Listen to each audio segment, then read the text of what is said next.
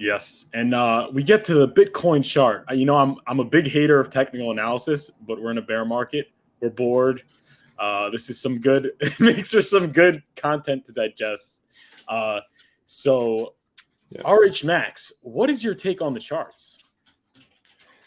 Well, being not a chartist at all, I will say it looks like the red candles go down a little bit and walk around, and there's kind of, you can see kind of like a head and shoulder smiley face type of thing right where you drew those parallel perpendicular lines. Right there. Yeah, I dare not diagnose the chart, but it's I don't know. That's what I think. So before we get in, maybe you want to actually do some TA on the chart, but real quick, Hexagon challenge for 2023. Try not to badmouth or FUD Richard, Hex, pulsechain, just for the entire, see if you can do it, just for the entire 2023. I know it'll be a tumultuous year, regardless of when the launch happens, how low the price Hex price goes, no matter what outrage marketing he does, how hard software is, how bad he is at estimates, all that stuff. Just try just to be nice in 2023 and just think about how, when this thing does launch and everything does go back, to as we think it may go and be better than it is now. Again, not financial advice, but if we go where we think it's going, how weird is it going to be? How many friends are you going to lose? How much respect are you going to have to try to get back after like just fudding and all this stuff? And I'm sure we'll get into it later on, but I'm just a challenge out there to Hexagon. I think it's a healthy challenge to put out there. Just try to be nice in 2023. Try to actually think long term. Think about the ideal of Hex, all the values and opportunities that it represents, and exit from the broken middleman system that's occupied DeFi, maybe until recently. I mean, I'm sure they'll be back. I'm sure there'll be more scams and stuff going on too. But trustless, awesome, no promises. Hold yourself accountable. Make yourself rich tools. Like focus on the good stuff. Like there's this whole all blaming Richard for stuff, blaming Hex price down. I'm going to go do something else. It's just, who is it helping? And when it goes, if and when it goes back up, it's not, nobody's going to go to you and be like, oh, you were right. They may say the opposite of that. So anyways. That's fair. No, I agree with everything you just said. In fact, I want to wreck the TA thing, but yeah, I just want to get that. No. TA is already wrecked. TA doesn't work, but I did want to share, I actually just posted this today.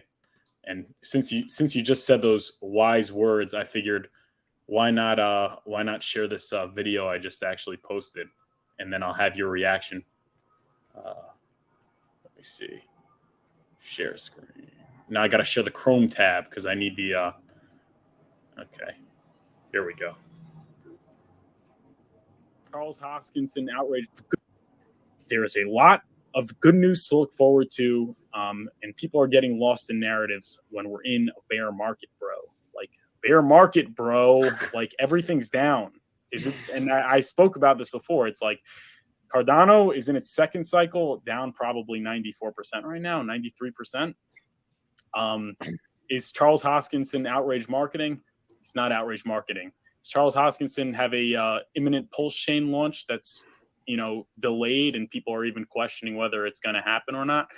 No pulsechain for Charles Hoskinson. Charles Hoskinson's still wrecked. Everybody's wrecked. That's just the reality. Markets move in tandem. What's your take on that, RH Max? It was funny. Eric Wall posted a reply to one of Richard's threads, and it was a clip of Richard saying something about the USDT and Hex being tied in liquidity, and how that was going to be good in the bear market, and how we're going to watch things go up, or watch things go down, and Hex is going to be sitting pretty. And he always finds these like clips of Richard, not saying something that didn't turn out to be right later on. And it's I don't know. I think maybe it's just like it plays to his personality of, he always says, I'm right, all this stuff, just his whole character. But it just made me think of that, and how, we did think that Hex was going to be decorrelated for a while. A lot of people said that, and the way the liquidity worked out and just the risk on assets and stuff, it was just it didn't work out that way. So I don't know. I think they go up and down, but in this particular market, in just the macro trends and just everything that's going on right now, there's not a lot of people left to buy. I mean, that's the hard part. Like, nobody wants to buy things, especially risky things, when there's like wars going on and there's it just keeps going lower, and there's layoffs and things like that. And maybe that's, we're getting closer to the bottom, and all that stuff's happening too. But it's just like, why, it's besides DCA, of course, stuff like that. Like, why would anyone want to go put a lot of money into any market right now, whether it be crypto, whether it be the S&P, whether it be whatever it is? Like, why would you? Housing. I mean, housing seems like it's about to have his turn at going down.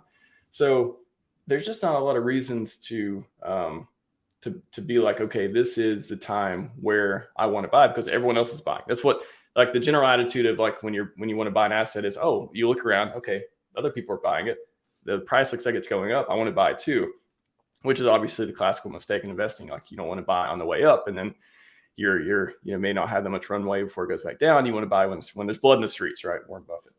So I don't know, markets right now, it's I think 2023 is going to be a very, it seems like it's setting up to be that at the beginning, at least, there's a way for us to find a bottom. And depending on the macro, like the actual, like, boots on the ground macro stuff, a surprise in that way could be really good. But as far as the actual stock market itself and stuff, I don't know. It keeps, oscillating. Maybe it found its bottom, or maybe it's close to it. But for crypto, I don't know. I mean, I thought December would be like the last whimper after FTX and stuff like that. This may go into next year, but I can't see the entire 2023 being bad, especially if we get a pulsechain launch. Like, that's something that could just turn at least a mini bull run within our ecosystem, and drawing a lot of people in. There's gonna be a lot of sellers, but I wager there'll be a lot of buyers too. So 2023 is going to be a year that all around is just going to be, I don't know. I'm hopeful, but at the same time, I don't think we're over with the pain yet. I think we're still sitting around 97% max pain, I would say. I don't think that's over, but I don't know. What do you think? What are some of the big surprises you think? You think people being so bearish, that's going to flip flop, or what do you see happening? So that you raised a lot of great points. First of all, as far as people don't want to buy now, because people like buying tops. People like buying the rips. And like, people, we fall for it time and time again. So the market outlook of 2023, in my opinion, not financial advice, I don't know, if you look at crypto, like, the people that would sell based on FUD and that would sell based on, losing money in dips, I think we're close to, or at the point where, like, they're gone. I mean, everyone that's still holding in crypto is probably as hardcore as you and me, or close to that. So while you might need a Fed pivot in order to get all-time highs, and you might need a halving and a pulsechain launch, to get to that level, I don't see much more downside, if any at all. So my take was that 2023 is a sideways year. It's the end of the rate hikes, and possibly the beginning of the slashing of rate hikes. And I think 2024 is really where the party starts. But 2023, I say, is the year of the opportunity. 2023 will be the year of the opportunity. 2022 was the year of getting wrecked, and I think 2024 will be the year of the bull market. What's your take on that? It reminds me of 2019 when you said that, like, the year of, like, 2019 really was the year of opportunity, in a lot of ways. HEX launched right there, and then 2020 everything got super wrecked. But like, at least 2023, it does remind me, or at least rhymes, I would say, with 2019.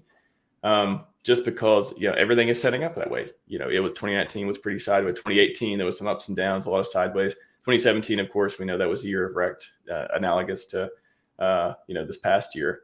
But yeah, I think when you look at the cycles and you look at what we've seen before, especially in crypto, and just to go on what you said about hardcore people still being in, I really think maybe you could look at it as like 3 different levels of people who are still in crypto.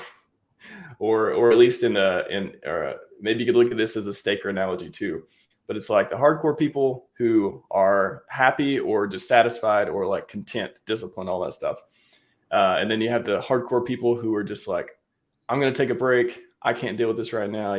They're sad in whatever way because, they really get a lot of energy out of the bull market. They get a lot of energy on these highs. They're able to produce, in those kind of conditions, the best. And then you have the people who either can't get out or, for whatever reason, they're happy, they're sad or whatever it is, but they're staked or they just, they're kind of like, their hands are tied. They're like, yep, I'm in. I'm not going to sell. I'm not going to lose or whatever. And then you have everyone else who is just like, just flipping a coin, day trading, just whatever happens. It's let's go with it. Let's roll the dice. Oh, I'm going to pull it out. I lost a bunch of money. Let's pull it out. And then later on, I'll feel like gambling again and put it back in. That's kind of like everyone else. But those three levels I could see, especially in our ecosystem. And you can kind of look at people and identify them, which ones they kind of fit in based on their behavior and their activity and stuff like that. But I think those levels of those are the ones that you can aspire to be either better or worse for. Sometimes I'm jealous of people who can just take a break and just be like, you know what? I kind of think sometimes if I could just take a year and just like if I could take 2023 and not participate anymore and just like go on a vacation and just like not stream and not do anything, that would probably be the best for me. That'd be like the least stress for me. And that'd be the least, just the least seeing FUD and sadness and all this stuff and like having to react, not even having to react, but just like seeing it out there and knowing that, other people are hurting and stuff like that. And I don't know, you kind of need to see some of that sometimes to be informed. But at the same time, it's like, I'm kind of jealous of the people who can just turn it off like that. Because for me, and again, no promises. I may disappear one day, go to an island, never see anyone again. And hopefully if I do, everyone be like, oh, he was a nice guy. I liked him. He contributed a lot. Like if that happens, hopefully that's the response. We miss him, stuff like that. Yeah. But I'm kind of jealous of people who can just ignore it because I think it's really hard to do, especially in these market conditions. So anyways, you reminded me of those kind of like profiles that I see of people out there in our community and otherwise. But if you're in crypto and you're still streaming right now and you're still in it and you haven't emerged and staked all your stuff and you're in our ecosystem and you got a smile on your face at least half the time, you're doing pretty well right now. True. And I want to react to maybe what you were saying, because he's saying that you wish you could turn off for next year, but it may be the best thing for you, but it's not the best thing for us. We need RH Max here. He's not going anywhere. No, I'm kidding. I think I'll be here. We hope you'll be here, but obviously you have to do what's best for yourself as well, and you got to consider everything. But hopefully you'll stick around because we need you. Appreciate that, man. Appreciate it. And I would take the other side of that too, of saying, okay, 2023. How many opportunities would I lose out if I ignored 2023? Exactly. That assumes like I have all this dry powder, and it assumes that I save myself from being staked and all this stuff too. But I guess there's two paths to 2023. You could ignore it and just stay with what you got, hold, be staked, don't make any bad decisions, all that stuff, be disciplined, totally fine option. Or if you have been waiting for a dip, or if you have been DCAing in every single dip we've had, and you still got some dry powder and you still got stuff out there, you could choose to pick up some of the deals that may still be coming for the next, few months or so. Who knows? Nobody knows. But like you could choose to participate and still pick up some stuff like that.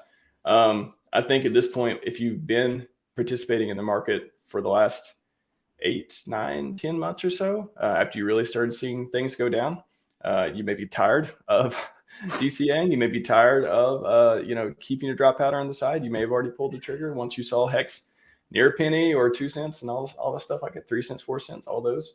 But at the same time, it's like, I don't know. I think as long as you keep your wits about you and don't go just like, selling your money printers and, oh my gosh, like the Icosa yield, Hedron yield, even more than HEX, all the derivatives are just there's all kinds of opportunities out there. Oh, yeah. And I know that's like the most it's almost a buzzword, opportunities, right? Offers, opportunity, all this stuff. But it's, if you put it within context and you see just where these things were before, what they're doing for you passively, where you don't have to do anything, you just stake them and get yield and all this stuff. Once you understand like all the different ways to make money in this ecosystem, and then you see price go down and you're okay with that. If you could be okay with price going down and still making yield, like that's one of the key things. I don't think a lot of people are comfortable with that. They want to make yield and price go up all the time. But sometimes price is going to go down. And again, if you look at the cycles, a lot of times it goes back up, but you just have to like believe that. Like some people are they just don't believe it. They say they believe it. You know, they talk the talk, but they can't quite walk the walk in a lot of ways. So you almost have to be, what was the phrase Naval uses? Something like, you have to be irrationally passionate about something to be really good at it. And I think I'm irrationally passionate about this ecosystem, about HEX and RH and stuff like that, and his bullish on his mission. So yes, I think that's one of the keys to winning. So yeah, I'd say I am irrationally passionate about the RH ecosystem, but my conviction is rational. How about that? If you can rationalize your conviction, but be irrationally passionate. Yes, I like that combination. Yeah. All right. So yeah, we got 31 watching. If you're enjoying the show, please subscribe to the channel. Please like the video. I hope smash all those buttons. That's right. And then you go over to the RH Max channel and you smash the subscribe and you smash all the likes. You spam the like button and send all your bots that way. Send all your XEN bots over to that side and here's Zen bots. Get them mining for start minting likes. I didn't even mean to do this as a promotion. But like I was like, I have my cup today. Let me drink from my cup. So sorry I keep like putting this ad in front of everyone, but no, this is the cup I haven't drank from this cup for a while. So we'll discuss the payments after. I guess we could skip the HEX chart. The HEX chart is going down, and it may go up, may go down. If it goes up, it goes up. It goes down, it goes down. Market is bloody red. Whoa, not looking good. But we got HEX daily stats. We check HEX daily stats on the daily because, like you said about positivity, if you're looking for positivity, look no further than HEX daily stats. 151 new current holders and 58 new current stakers during the bear market. What's your take on that, RH Max? Ooh, during the bear market. I mean, I love these stats websites. I love that we have this data to look at. Yeah, I mean, so we got current stakers. I'm just trying to get my bearings around the chart here. All-time highs in current holders and stakers. All-time highs. Yeah. Every day. See, that's the stuff people never look at. They only want to look at the price every time. Oh, price is going down. You know, HEX is over. Is this the end? What are you talking about? The number of stakers. So, if you wanted to be worried about something, let's invert this. When should you be worried? If I would be more worried if the number of holders and stakers were going down and the price was going down together. Yes. Beautiful. If all the metrics were bad, that's when you'd be worried. But if the price is going down and you put it within context of a bear market, but the stakers and holders are going up, at worst it cancels itself out. At worst, bullish divergence. That's what Crypto Coffee called it. Yeah. Bullish, there you go, bullish divergence. So like at worst, you shouldn't really have any negative reaction. And at best, bullish divergence of just like, hey, we are getting more people into the ecosystem. We're getting more people who are have the conviction that HEX is going to be around because they are staking. Yeah. If you don't believe HEX is going to be around, you're not going to stake it. You're just going to buy it and you're going to trade it. You're going to hold a bunch of liquid stuff. But if we have more people staking, and it's not just like two more people per day. What is this, like 100 or like 50 to 100? It looks like something like that throughout the day or throughout the different days. If you have like 50 or 100 more people in the world staking HEX per day and the price is going down, wow, that's a great stat. Yeah. I mean, I think that's better than when the price is going up and you have like 200 or 300 people. That's probably even a better, like a stronger, more virtuous like stat of like 50 or 100, when it's going down. So I don't know I don't see the FUD. Maybe that's what I was telling somebody tweeted about, like, I don't see the FUD, but maybe I'm not following the right people. I'm like, yeah, I'm not. Maybe I've just like blocked and muted all the people who are doing FUD. I just hear about it like tangentially through other channels. And You'll wake up and see the bloody thumbnail of something, and is HEX going to fail? All this stuff, which a lot of time is like good clickbait. It's like, oh no, actually, it's not going to. But I don't know what people are talking about. I don't get it. I'm glad I don't get it. I don't want to get it. And it's not, I don't want to get it because I'm in denial or anything like that. I don't want to get it because I don't want to buy into the narrative the HEX is going to fail when all the stats show, other than price, all the stats show it's doing okay. Yeah. That's why I like HEX daily stats so much, because it's unlike technical analysis, which is very abstract and usually wrong. These metrics are tangible. It's tangible. It's when you do your research and you look into things like this, you dig deep. When you look into where you want to put your money, and you could find these kinds of things, they're very indicative of a bullish future. Not the price. The price chart. The price chart is just what happened. That's in the past. Like changing current stakers, that is mass buying. For on average 6 years, people that are going to be checking, they're going to have their attention turned towards HEX. They already have their money invested in it. When the price goes down, they're probably going to, buy. When the price goes up, they're probably going to buy. I'm saying I'm one of those people. Like one of those days, I was one of those numbers of the changing current holders and stakers. Something came out of it. And I think this is no different today. So, sorry about that. No, it's. I think that there's so many different things to be happy about in the ecosystem too. Just I was thinking the other day, okay, HEX price, is down. All the other derivative prices are down and stuff like that. I really am thankful for the Hedron ecosystem for keeping there's some momentum, like just giving us something to not only look forward to, but just get people's mind off the price. I think that's one thing that's really helped our community a lot. Yeah, it's just, if I would imagine we don't have Hedron, we don't have Maximus, we don't have all these other projects that are providing like the shiny object syndrome, like getting your fix for shiny object syndrome, that, when the HEX price is down, you can say, oh, okay, that's fine. I still have some derivatives of HEX. I still have still making yield on this and that. I think those have been super helpful for a lot of just keeping things afloat as far as like something good is happening. Even though, again, like you look at this is not even diving deep. We're just like face value, HEX daily stats. Like you can see numbers go up in a lot of different good metrics. But if you were to dig into like the stuff that like the Crispy Man stuff does with hexfire.io and does like a lot of those charts and a lot of those, like, wow, you see all this stuff getting, all those stuff getting not burned, but just all the different metrics that equal into this that you can deep dive into and understand even better about why the case for HEX being bullish is such a no-brainer. So that's one part. But if you just look at on the outside of all the yield, just go to your staking portal at .icosta.pro and look at all the yield you're getting for all this stuff. And I don't know. It's like, how can you complain about getting like millions of coins if even if the price goes down, you're getting like 100, if you're getting 50, 100% yield and stuff like that. I just don't know how anyone can complain about that. I don't understand. I know the phrase is the only thing anyone ever cares about is price. But I think that's very short-sighted. And I think that it's pretty much just an overall general phrase for, the general retail public of people who don't understand DeFi and what crypto is about and all the opportunities here. If you're just looking at the price, you're missing the bigger picture. Yeah. Price, there's always going to be bad price action for prolonged periods of time. Like, this is the real world, folks.